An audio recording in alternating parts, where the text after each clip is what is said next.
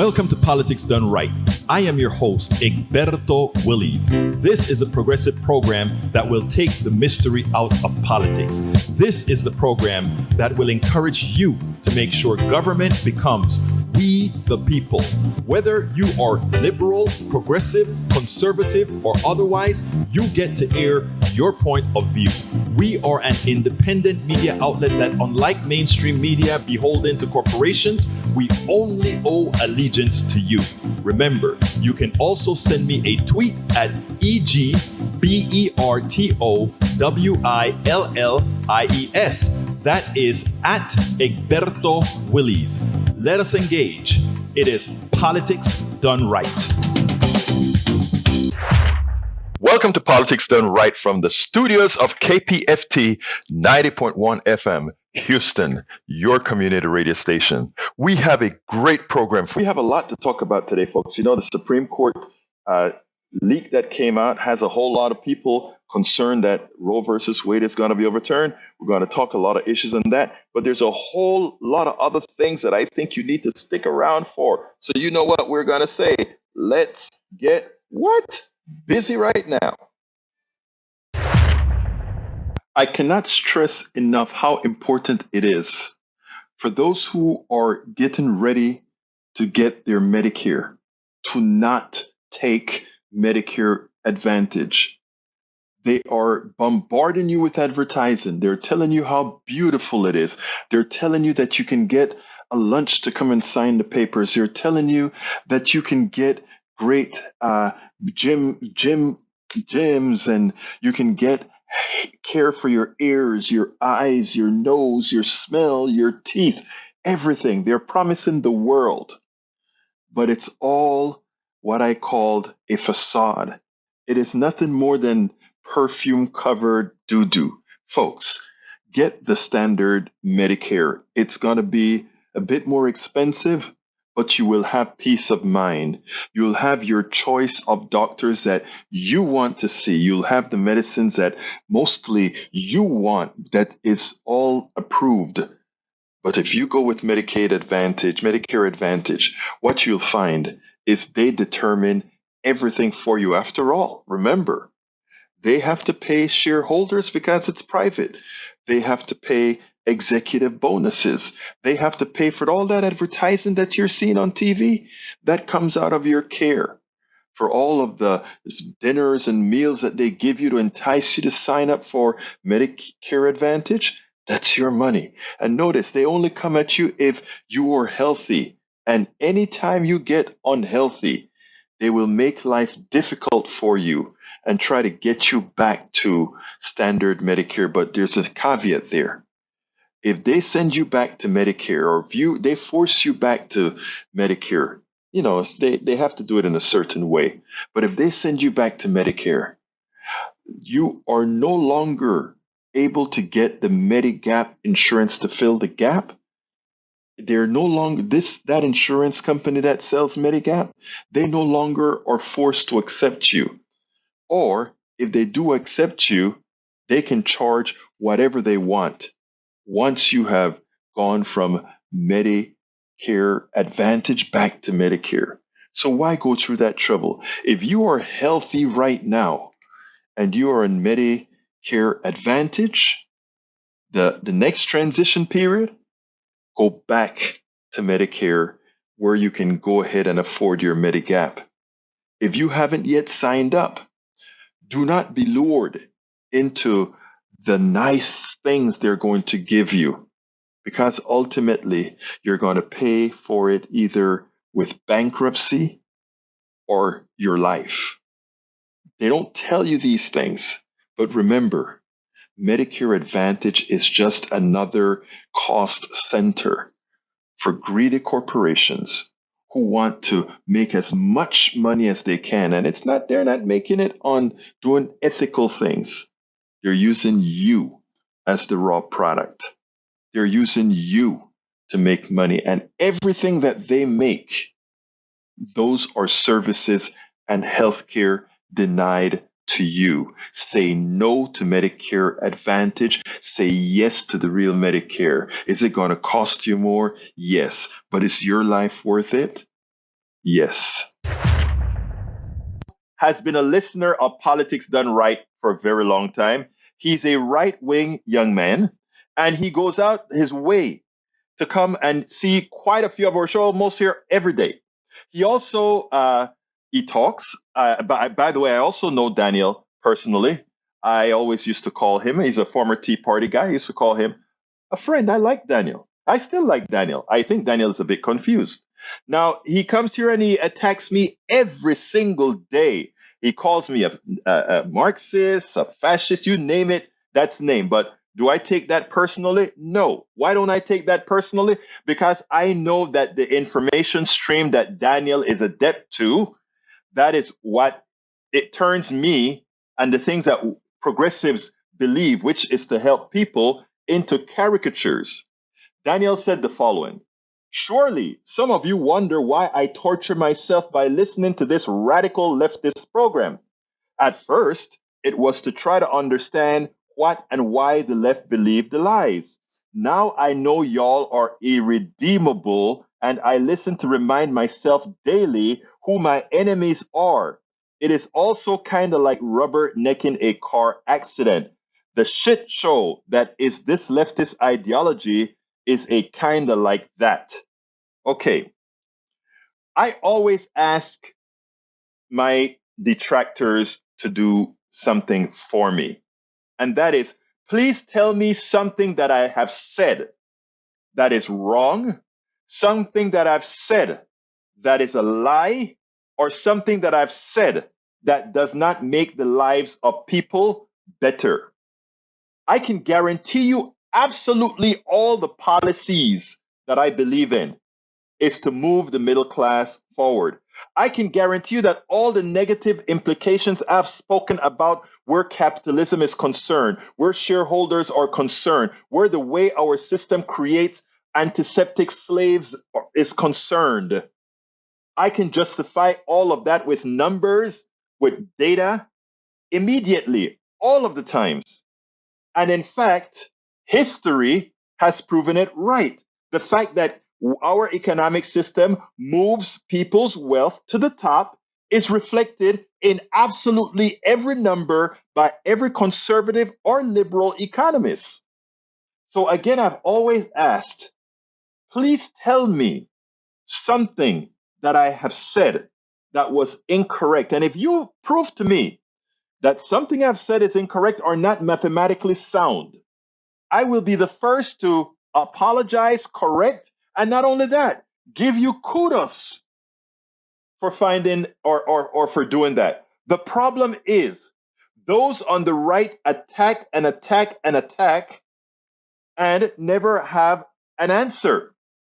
As an example, I came out today and I said the biggest innovation in this country occurred under the government's tutelage, going to the moon in less than 10 years. We could never have gotten a private sector to do that. And if you look at the math, you can understand why. The government has unlimited resources, and the government also does not have to make sure that pieces of those resources is migrated to a select few called the investor class or the shareholders, or they don't have to give these gigantuous bonuses to individuals. So therefore, all that cost goes right back into development. And the other thing is that engineers don't need capital. They don't use capitalist mentality to innovate. We have a system that can legally pick your pocket. The oil industry is taking oil that was put there by the supreme being into the ground that never belonged to them. They mine it, take it out, and take the profits from it and give you little return on the country's resources. I mean, what I'm saying is not radical. What's radical is the pilfer of the private sector, the corporations. That is what's radical. To take your intellect, to take your smart, to take your work, to take your worth. That is what's radical. Senator Elizabeth Warren, she is mad. And you know, she came out swinging today. There is a congressional district in Texas that's in the runoff state right now. Jessica Cisneros is the progressive challenger. And Henry Cuellar, who is known here in Texas as that person who almost seems like a Republican. He doesn't even support the women's right to choose. If you take a look at the things that he stands for, you have to wonder, what is he doing in the party? Well, he has a challenger. And you know what happened today? After the decision came out with the Supreme Court, Elizabeth Warren is mad. She realized something has to be done. And she said, in no uncertain terms, who she is supporting in this congressional district. She is going for the progressive. Check this out. I look at it this way. If we don't have enough Democrats to get that job done right now, then give us some more Democrats. And I actually want to put it a pitch right now for something everybody who's watching this can do today, not just, on down the line, but right now today. There's about to be a primary down in Texas for a congressional seat. Henry Cuellar sits in that seat. He is someone who has supported the Texas abortion ban. He's someone who has voted against federal efforts to try to protect Roe versus Wade at the federal level. And he's running against a young woman, Jessica Cisneros, who's terrific and who has a real chance to beat him and who will fight for a woman's right to make her own decisions about her life. So if you're mad when you listen to this, send Jessica Cisneros $10. If you can afford it, send her $25. If you can afford more, send more. But don't talk to me about how frustrated you are because you don't like our particular constellation of Democrats. Help us get some Democrats elected who will actually make a difference. I'm mad. I'm ready to take action, but we need this entire nation to speak out. If the vast majority of people in this country want to see Roe versus Wade protected, then it's going to take all of us working on this. And yeah, it may take a little patience. It may take some frustration, but that's how we get there. And believe me, this is a fight worth having. Well, could she be any clearer than that? I don't think so. But you know what? It is great to see progressives starting to come out and say, you know what? Forget about Henry Cuellar being the incumbent. We don't care about that. We only care about electing progressives who are going to come on and do things for the American people, not for the corporations as Cuellar is constantly doing. Finally, somebody supporting us all. Great job, Elizabeth Warren. What Rachel Maddow and Lawrence O'Donnell in this little conversation at your switch over, what they had to say was one of the most substantive things in probably 2 minutes or so that was said about the Supreme Court overturning Roe v. Wade. Yeah, everybody's going crazy, but I want you guys to listen to Rachel Maddow and right here, because what they're saying here is prescient, very important. Check this out. We'll take it on the other side. We'll just say in terms of the real world impact on women's lives, Congressman Jamie Raskin raised a really good point about the reasoning in this opinion, which again is a draft opinion. But the way that this is written, it undoes a woman's right to decide whether or not she's going to carry a pregnancy to term. But this also absolutely creates the circumstance in which it is possible for them to overturn a related ruling called Griswold, which is about the right of people to have access to contraception, even if certain state legislatures decide that contraception is evil, or that we want to call contraception abortion, or we want to otherwise make it unavailable to people. It's a straight line from this ruling not only to banning abortion instantly and potentially nationally, but to also preventing Americans from accessing birth control in a ruling that is argued along the same lines as the established precedents that are struck down in this opinion. It's a fundamentally different world if this happens. And included in this fundamentally different world is what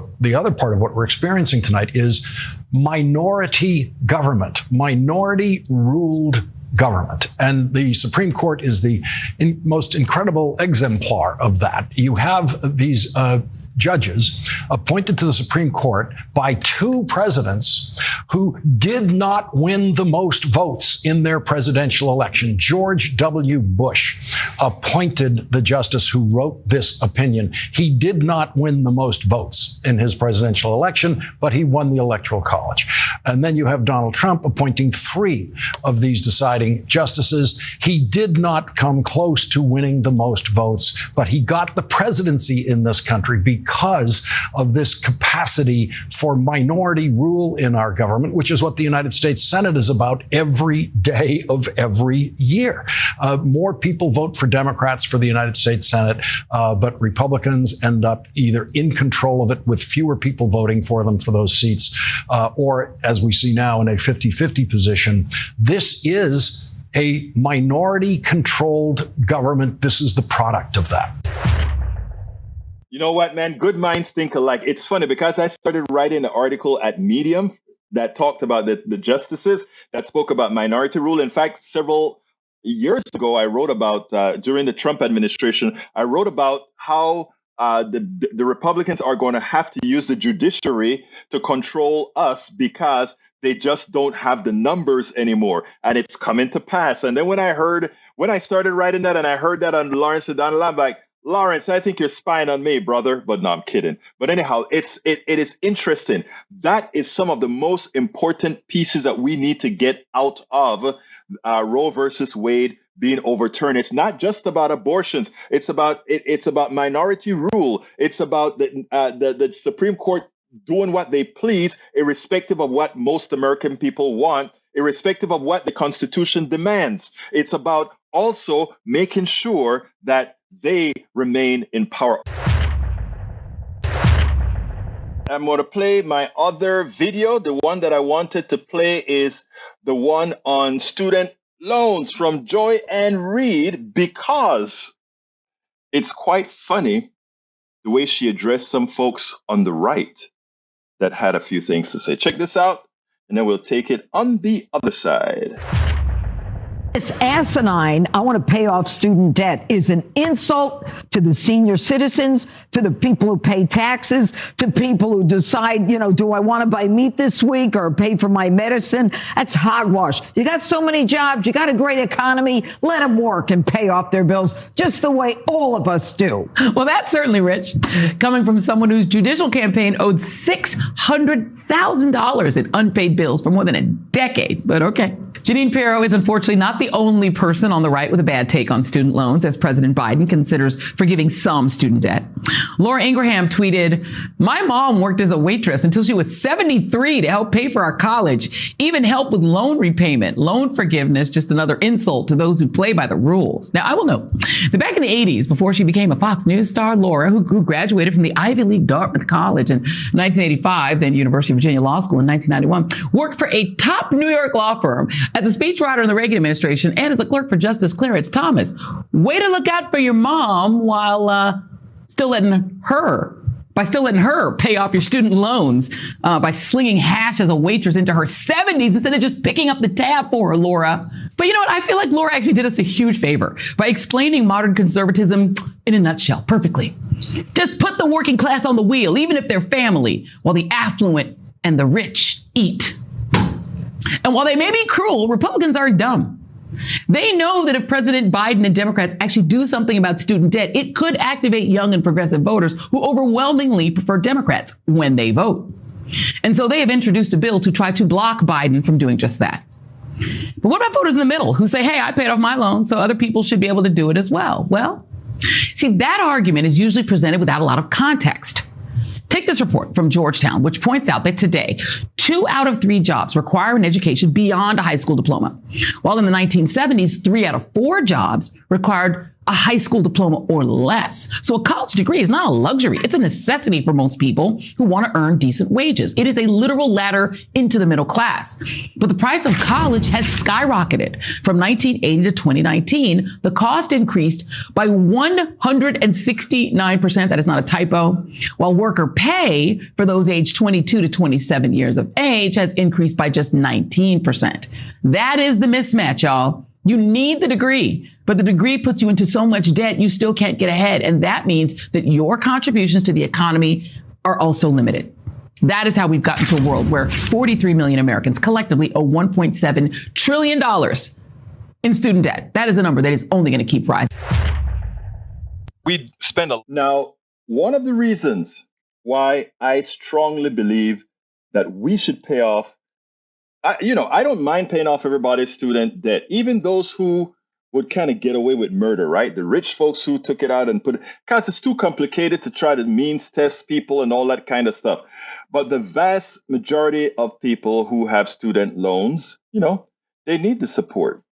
But, the wedge issue people would allow all those poor people who need the student loans paid off or who would otherwise go to college.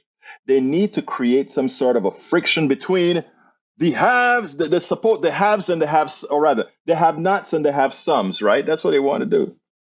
And that's why you'd see some people say, well, look, I paid off my student loan. Why don't you pay yours off? Let me give an example. I came here to the States, and in my last year and a half, 2 years, I was able to get student loans because by then I'd become a resident. And I paid off my entire student loan, right? And do I feel because I paid off my student loan that something is wrong with those who have a whole bunch of debt not to have had theirs paid off? No. And I don't, first of all, it doesn't bother me, but here's what's the kicker. I wish the same people who really were concerned about paying off other people's student debt would realize what that really is. And I want to enumerate it quite simply. When I went to school and I paid for a foreign student at the time, I paid $40 an hour. And when I got in resident, I paid $4 an hour. All right. I took out a student loan at that point in time to help pay that college. The kicker is the kids today, the corporations pay so much less in taxes that the amount of money that they're going to have to contribute towards their own education is humongous. And to the Ayn Randian Republican person, they'll say, well, that's their education. They should pay for it. It's for them. And that's where our capitalist structure has really screwed up their thinking. Because if you went to get an education so that you could establish your own company, I would understand that, right? Think about it. If I got an education in college and just formed my company and worked solely for my company, that would be fine. But as most Americans should know, we get an education. And Mr. Eric Hayes, you may want to listen this, stop writing, listen, and try to absorb and analyze, please, and then come back with a response. One of the reasons that we have a problem communicating many times is as one is speaking, the other one is trying to come back with an answer without absorbing and analyzing what that person is saying. So let's continue. When you go to work, or rather go and get a college education and you pay your education in full, or you have to take out loans, you are subsidizing companies. I want to show you how capitalism abstracts things and make you think not wisely. Eric just says, Egberto, most companies subsidize your education. That's false. That is provably false. And it also shows a level of elitism, right? If you work for a company like, let's say, Microsoft or all of these, you can actually have the company send you to school, but you are some factory worker or you don't get those opportunities, right? But let's forget about that for now. Let's just talk about in general. Corporations need a steady flow of educated people to do the work. when you go out there and pay for your education yourself, you are coming to that corporation basically with the skills necessary to learn to do that particular job. If you hadn't, that corporation would have had to invest in you to give you the skills to bring you up to speed to be able to do the work at that corporation. But we, yourself, by paying for it, and the state subsidized that corporation by getting you educated. There was a time, there was a balance. There was a time that corporations paid enough taxes that I could, or the person in the 1970s, 1980s could pay $4 an hour for education. Check out what an education in a public university costs you now. In UCLA, UC system used to be free for California residents. Look at what they have to pay now. Look at what they have to pay now. So we are subsidizing corporations. But for those people who take out loans, it's even deeper. Before Obamacare, before they took the public funding by banks of student loans away from the thieves, meaning the banks, this is what used to happen. The bank would loan you money that they charged you interest for, that was guaranteed by the government. So here we had banks charging you interest for a student loan that you paid back to the bank. Corporations, again, were making money on both ends. They make money because you had to borrow to go to school and then pay them interest. And they made money from not having to educate you to do the job. Corporations are the biggest welfare recipients in America. But it is done in such a manner that they make you feel like they're doing you a favor. So that somebody like Eric Hayes can come and say, corporations subsidize you. No! We are subsidizing corporations with our education. We subsidize corporations in so many different ways. It's just framed in such a manner that they make you believe like you owe them something when it's the complete other way around. Today, we are honored to have Merlin M Singleton. She's a board-certified anesthesiologist. She is past president of the Association of American Physicians and Surgeons. She graduated from Stanford and earned her MD at UCSF Medical School. Dr. Singleton completed 2 years of surgery residency at UCSF, then her anesthesia residency at Harvard's Beth Israel Hospital. She interned at the National Health Law Project and practiced insurance and health law. She is the author of a recent article that got my attention titled "The Fox Garden, the Herpetarium" by Marilyn Singleton, MD, JD. Why the JD? But anyhow, welcome to Politics Done Right, Marilyn. How are you doing today? I'm just fine. And you? I am doing just fine. First of all, tell us a little bit about yourself. Hey, just a native Californian who had parents that always wanted me to strive for the best, and that's what I tried to do. And I've been interested in healthcare since I was in high school, and couldn't decide whether to do it in law or medicine. So I ultimately did both. Well, that's good. That's good. Anyhow, you wrote the letter. The I should say an op-ed, Fox Garden, the Herpetarium. Explain.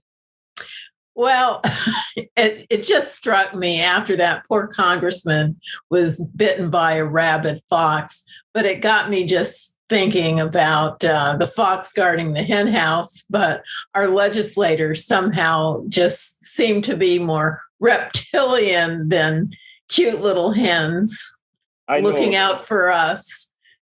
For several different reasons, I must agree with you on that fact, because I don't know how many of them are really out there for us and not for themselves or their benefactors. I have no idea. But I want to see where there's some symbiosis here. First of all, tell me, again, you wrote that article and, I love the title. I was like, wow. And then I love the way you brought it in. Hey, the guy got hit by the fox here in the middle of Washington, D.C. and the mall. Wow. And then you started to make a detour. Tell me a little bit about what your article said.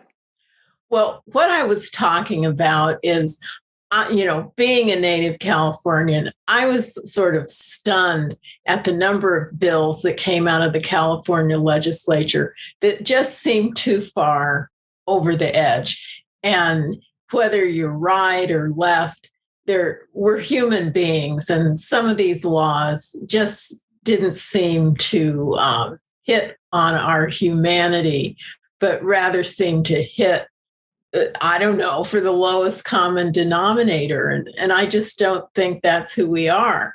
And I kind of started off with some of the laws regarding abortion and the idea that you would make our state a place where you would encourage people and have commissions. How can we get more abortions? And I thought, even Hillary Clinton said they were supposed to be safe and rare. And so then you have people saying, come on down, like it's a game show. And it just seemed wrong. Okay. And that's what you're, given that you're an MD, you're from California, and you are also into law, what struck me, I just want to get a perspective here. Where do you stand on women's reproductive rights in general? Well, in general, I have to say, personally, I am pro-life. I've seen a whole spectrum of women who are in very difficult situations. And so I don't take the issue lightly. Mm-hmm. And I think that's what was so bothersome, that the seriousness of the issue of what to do with a pregnancy under an array of circumstances, whether you be a teenager, raped, incest, health problems. Certainly for health problems, the mother's life tends to be saved, even though in the Catholic Church, they say the baby's life should be saved. So that's, a whole nother position. Mm-hmm. But so it can be a complex issue. And I guess that is what strikes me. The issue doesn't seem to be taken with the seriousness that it is, that you're encouraging people almost to not think about it. If you say, we're going to make a law that gives free rides, free abortions, free everything, and it doesn't seem to include any other kind of counseling. Did you get counseling regarding adoption? Did you get counseling regarding some of the psychological issues that might arise from a hasty abortion? So it just seemed to be a bit cavalier to me. Do you think that it may seem cavalier maybe because you are in fact pro-life, or do you think it was written in a cavalier fashion? Because I have a follow-up to that, but I'd like that answer first. Well, I have to say, I was trying to look at it from a lens of just why would a state do this, and then say, well, because some other states may outlaw abortion, so people would need a place to come. But I was looking at it, people will find out. You don't have to make it was almost a celebration. And I think that was what stuck with me. So honestly, I think it's difficult to separate personal feelings a lot of times, but I did try. No, let me, in looking at it as not just your basic law, but it just appeared more of a celebration of abortion. Normally I wouldn't even have entertained bringing somebody that I considered to the right if I didn't think it was a rational thinking person that was going from a position of not just a flamethrower, but somebody who genuinely have an interest. And I think that's the kind of conversations we're supposed to have in this country. And I think it's what would make things better. I want to postulate something with you based on those laws that you just told me. You said while we were speaking that as you saw the law written, you didn't see any advice on possibly adoptions. You didn't see any advice about all these other issues. And you also said that to you, what you saw within the law was, well, free everything, come on in, come on out, etc. Would you look on the other side and say the law was written as wide as possible, leaving it up to the individual's religion, family ties, medical advice on their own? In other words, the state just making the option available to absolutely everyone, but not telling everyone what they had to do, must do, should do. And isn't that really the way laws are supposed to be written? Not well. I wouldn't say necessarily that's the way laws are supposed to be written. I just didn't see the necessity for the law at all.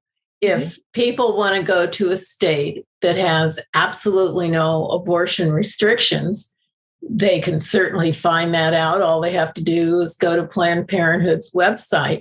I just don't think a state needs to make it the law that we will pay for people to come from the outside. And I look at that from two angles. It's like when people would come to California to get higher Medicaid benefits because people were doing that. And it even was a Supreme Court case. Can you cross state lines and go to another state? Should there be a residency requirement? So a lot of it, too, I'm looking at as state resources. Now, you might say, oh, it's probably only a handful of people. I don't know how many people it would be. And, obviously, it's not going to be millions, but our resources should be spent on Californians, not people who come in from other states. That's actually, I can see that being the part of the bill that everyone could object to, not whether you're pro-life, pro whatever. I could see an objection there, right? Because you could say California taxpayers' resources should be used for Californians. Now, a lot of states, including Texas, for ideological reasons, they would have their states support others in other states to make a point. And I think you are actually right about that with regards to California making the laws in that sort that says, hey, over here, while Texas is doing all those draconian things in Texas, know that there's a California that is there to support you. And who knows, maybe you'll come and become a Californian and become a productive California citizen. So, there are different ways of looking at that as being and bringing other people into California, et cetera, et cetera, et cetera. So I don't see that the law is a law that's encouraging a free-for-all. I know that maybe that's how you see it, but I don't know that I necessarily see it that way. What would you want to be done about that?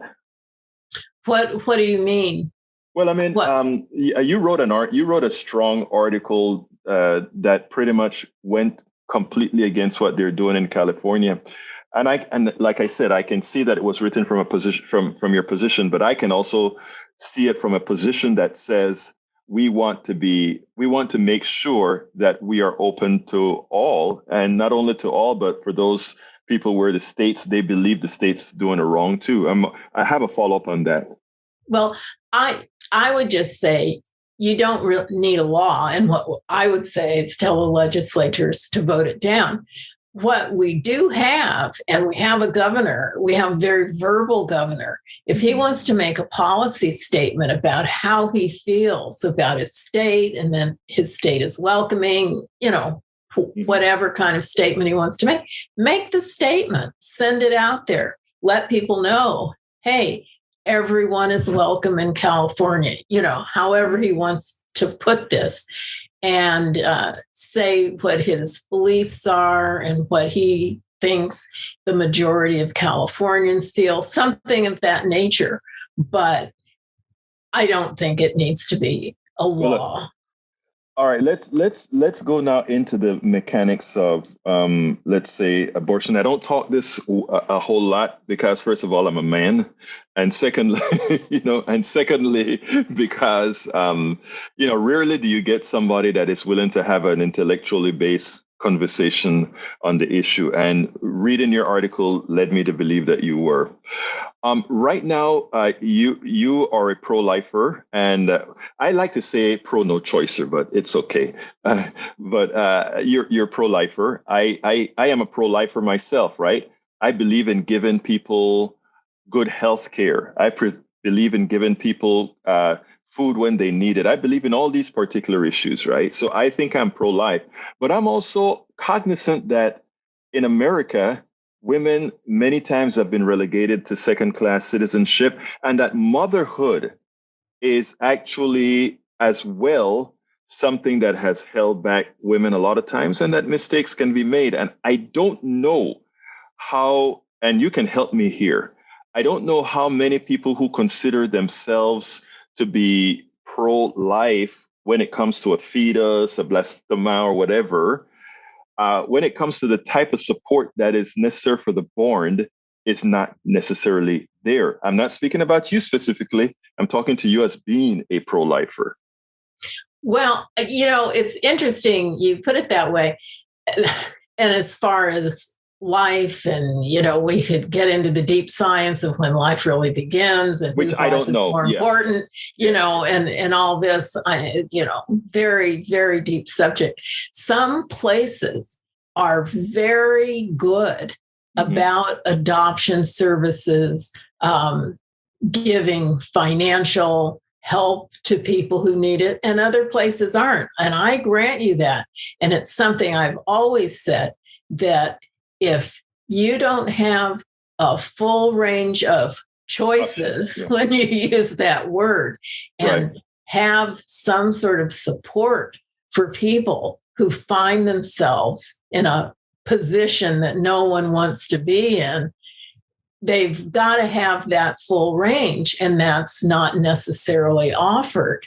There's got to be you have to make sure that if a person does go through and have the baby, that OB care will be paid for, and just like you're going to say, I'll pay for the abortion, say, I'll pay for the obstetrical care, whether the person, they may be on Medicaid in California, Medi-Cal, or some other program. We don't know their family situation, so you have to make sure there's family support. There might be issues with an abusive husband. It's such a huge issue, and I think people don't want to address the edges, and that's part of the problem. That's why I'm so glad to talk to you, because you see it's a bigger problem than just yes, no. Going to have this baby, I'm not going to have this baby. That it's a huge undertaking to have a child. There are people who want children. There's people who even take disabled children, which God bless them. So I think that's where all sides are lacking, is giving the proper support to women who find themselves in this position. Ironically, Doctor, what you find is the states that are so much more restrictive on a woman's rights to whatever she wants to do with her body are the states that are deficient in exactly what you've just mentioned. Well, I don't know if that's 100% true, because no, it's not 100% true at all. It's not. But what I'm saying is, if we talk about Mississippi, Arkansas, Kentucky, all these particular states, Texas is a bit better because Texas is a very big state and has a lot of independent people, a lot of independent organizations that are there to pretty much make a point, right? But I think you can infer, based on the medical care. I mean, California has great medical care. Texas has lousy medical care, and Mississippi has worse. So, I mean, your a lot of your intuition from a very good state, from a state where people get their most of their needs met. It's not the same as, let's say, from Kentucky, Arkansas, Mississippi, Louisiana, and these other places. So, I mean, I hear you, right? And I think you make some valid points, and you have a right to the belief of, when life begins and what you want. And I guess I need to ask one question, Doctor. You don't support getting rid of a woman's right to choose abortion, right? When you put it that way, on a federal level, I honestly do believe that as a legal basis, Roe versus Wade was wrongly decided. The legal basis for it was somewhat bizarre, but let's forget. I mean, I know you're a lawyer now as well, but let's forget about legalities. Let's talk about humanity. Do you believe that that a woman in California should have other rights than a woman in Texas? Well, it's hard not to bring the law in when you put it that way, because we are a republic of multiple states, and which I think that was one of the reasons for each state being able to have the laws that they want. It's funny because in 2022, it is rather silly, right? Especially with the mobility that we have today. Well, but it makes it all the better because we do have mobility. That if you want to go to another state, I remember the day, and believe me, I've been around a long time. Well, you don't look that way. A long time before Roe versus Wade. When I was in medicine, and people would go to Mexico, rich people would go to Japan, people would travel places to get an abortion. I'm sorry to interrupt, because I want you to segue on that exact notion. You just said those people who could afford it, which means we relegated the poor and the generically poor into whatever their state's desires, right? Well, I'm not denying that there's some level where if you can afford it, like with so many other things, then yes, you can get whatever you want. And henceforth, Alice's restaurant, you can get whatever you want. And henceforth, the benevolence of California, right? Because California is saying, but that's not California's job.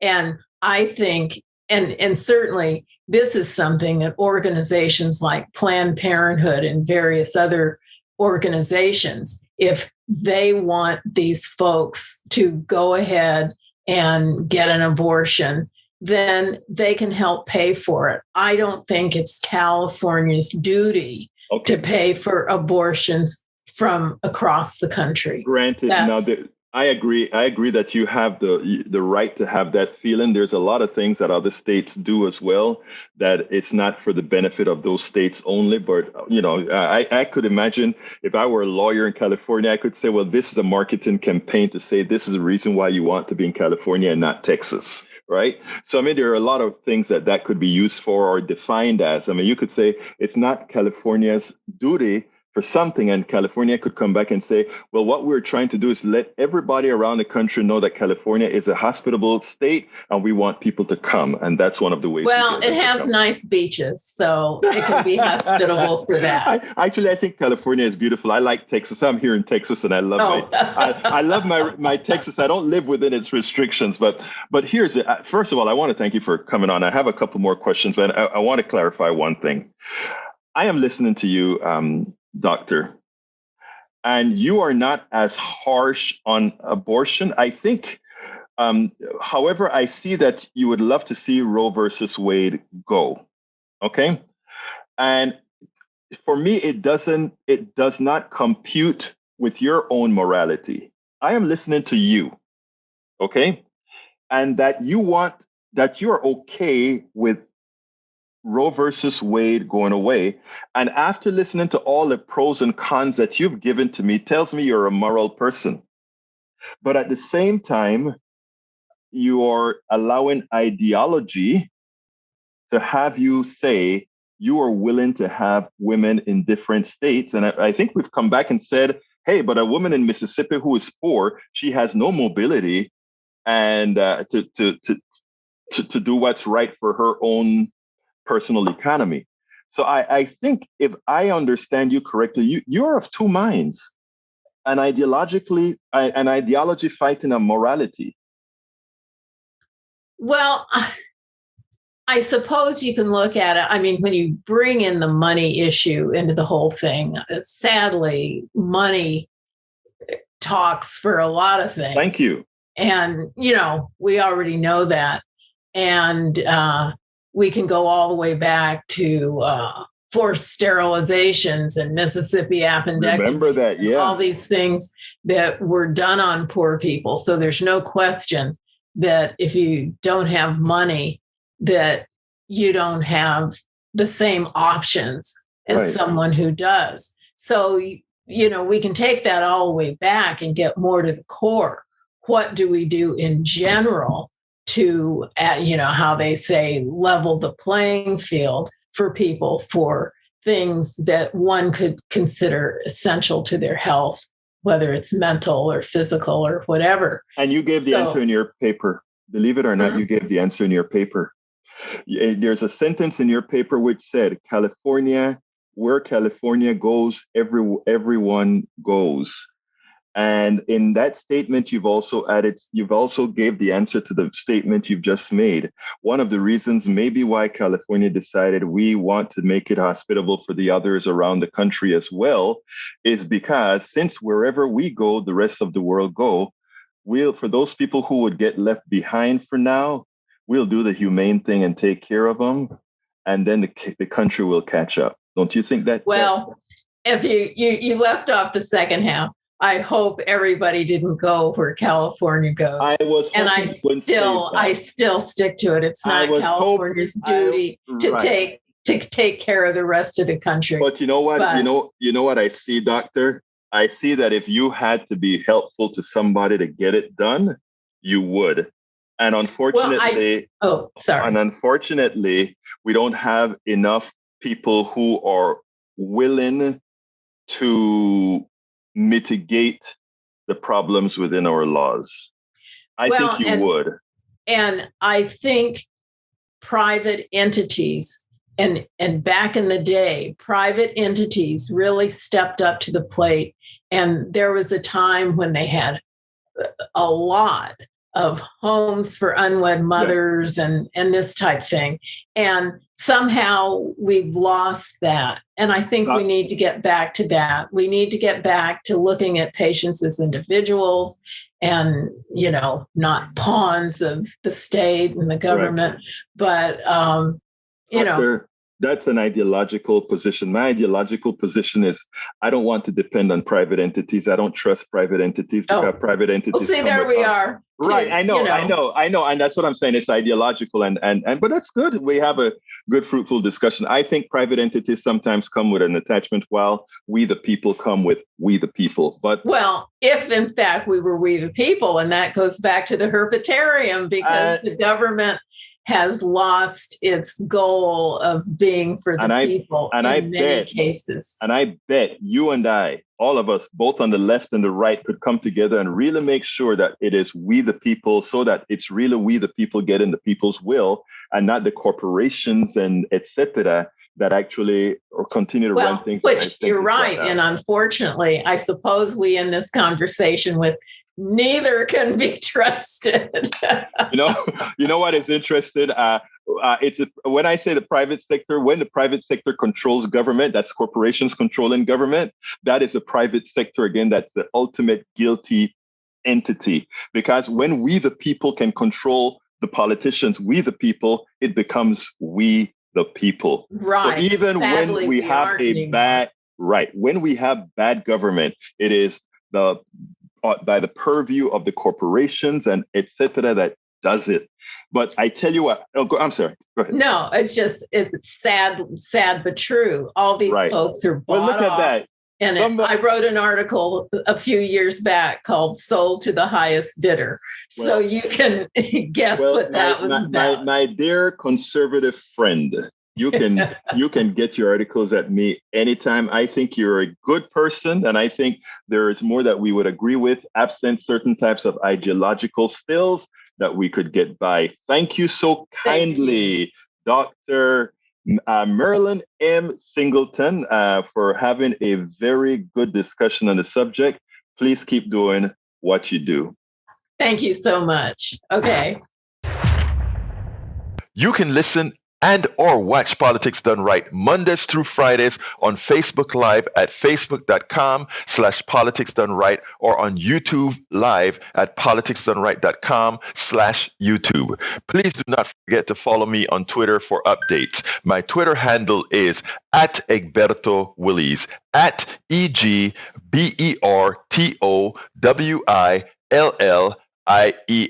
But don't you forget, listen to us live on air at KPFT 90.1 FM on Thursdays at noon and at Fridays at 11 a.m. all Central Time. Please get one of my several books out there. As I see it, Class Warfare, the only resort to right-wing doom, for a contribution of $120. It's worth it. How to talk to your right-wing relatives, friends, and neighbors for a contribution of $120. How to Make America Utopia, take away the economy from those who rigged it, for a pledge of $120. Get any 2 of those books for $200, any 3 of those books for $250. The contributions for my books go directly to support our station, KPFT 90.1 FM. Alternatively, folks, please get your basic KPFT only membership for $40, a Pacifica only membership for $25, or choose from one of our many other gifts for your contribution. Just go to kpft.org, choose Politics Done Right for the program, and select an option either for our books or something else to support the station. It is definitely worth it. Please remember to keep your community radio station in your minds. Keep KPFT on your mind. Talk about it. Tell your friends about it. Tell them you know about this station in town, 90.1 FM Houston, that needs your support. That is there to provide that nourishment that we need. KPFT 90.1 FM Houston. Well, folks, that's it for today. You know how I'm going to end this baby. My name is Egberto Willies. This is Politics Done Right. And you know how I end this baby. I am what? Out.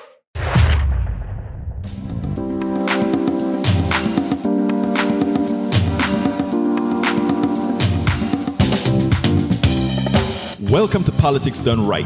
I am your host, Egberto Willies.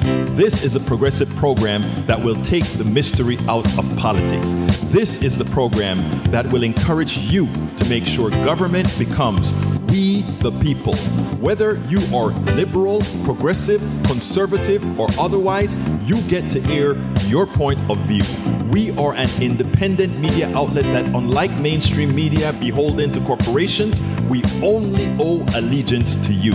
Remember, you can also send me a tweet at EGBERTOWILLIES. That is at Egberto Willies. Let us engage. It is Politics Done Right.